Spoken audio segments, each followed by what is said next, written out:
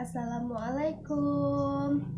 Di sini saya akan membahas tentang masalah perkembangan bahasa pada anak.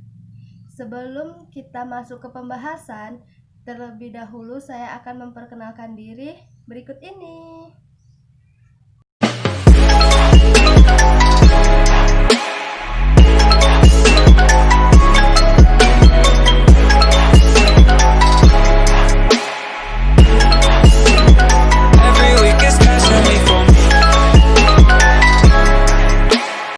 Nah, kita akan masuk ke materi yang pertama, yaitu pengertian perkembangan bahasa.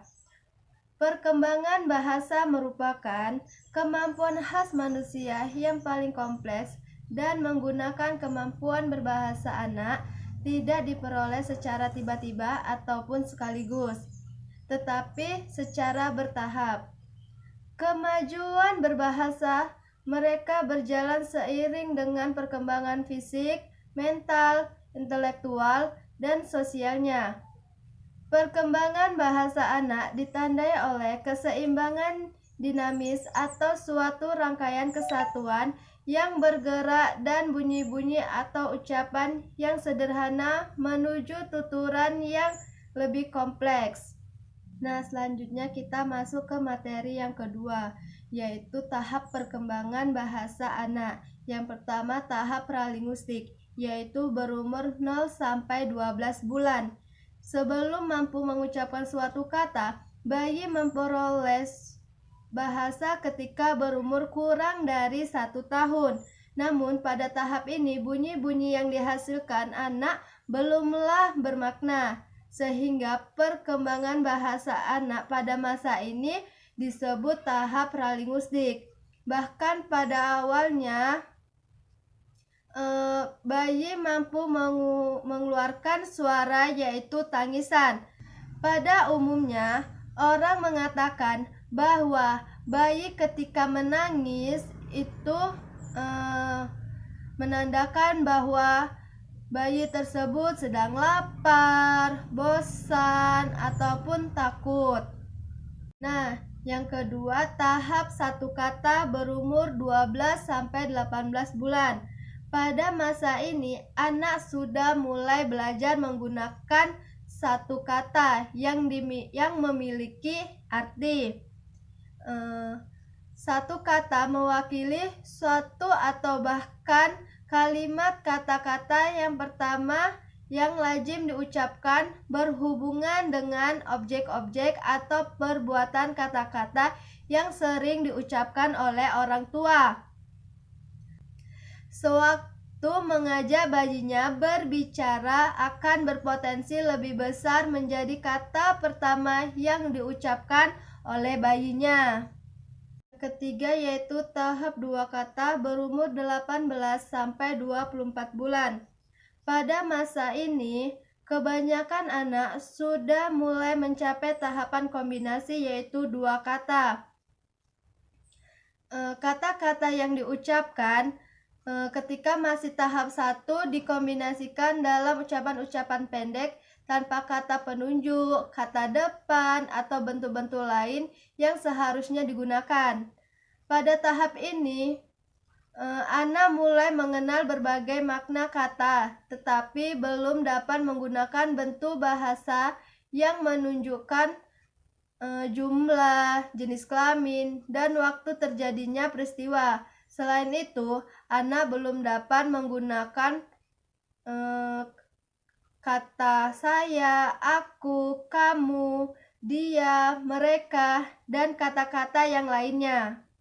4, yaitu tahap banyak kata, yaitu berumur 3 sampai 5 tahun. Pada saat anak mencapai usia 3 tahun, anak semakin kaya dengan penambahan kosakata. Mereka sudah mulai mampu membuat kalimat, pertanyaan, pernyataan negatif, kalimat majemuk, dan berbagai bentuk kalimat. Dan juga telah mampu menggunakan bahasa dalam berbagai cara untuk berbagai keperluan, termasuk bercanda ataupun menghibur. Selanjutnya kita masuk ke materi yang ketiga, yaitu faktor-faktor perkembangan bahasa anak, yang diantaranya 1. Kognisi, yaitu proses memperoleh pengetahuan. 2. Pola komunikasi dalam keluarga. 3. Jumlah anak atau jumlah keluarga. Yang keempat, posisi urutan kelahiran.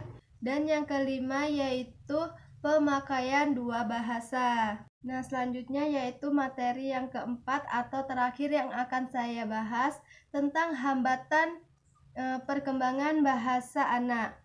Keterlambatan berbicara tidak hanya mempengaruhi penyesuaian akademis dan pribadi anak.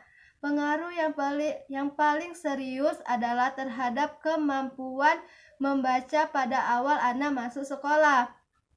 Salah satu penyebab keterlambatan bicara pada anak adalah ketidakadanya dorongan atau motivasi anak untuk berbicara.